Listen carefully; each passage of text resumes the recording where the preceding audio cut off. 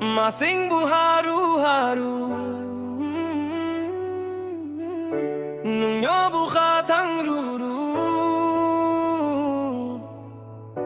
Khase kisa se chaha Oi ni aloi mamayu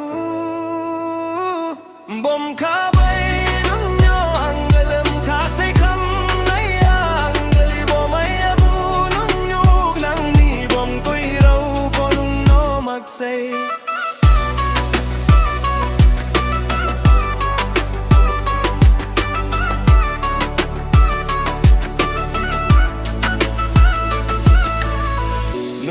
Pero fie fai pisti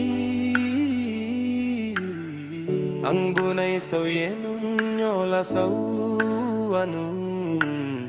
Bo asah noya chau yela si wanu Maya bay no nung no la sawanu ang bom ka bay nung yo ang lim ka say kam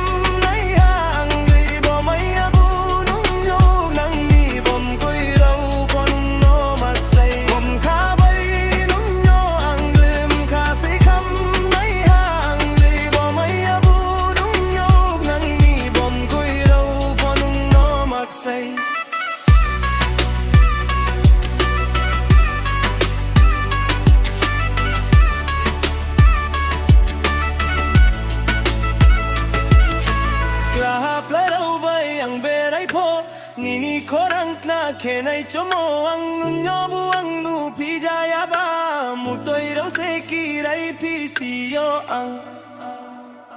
bom kabay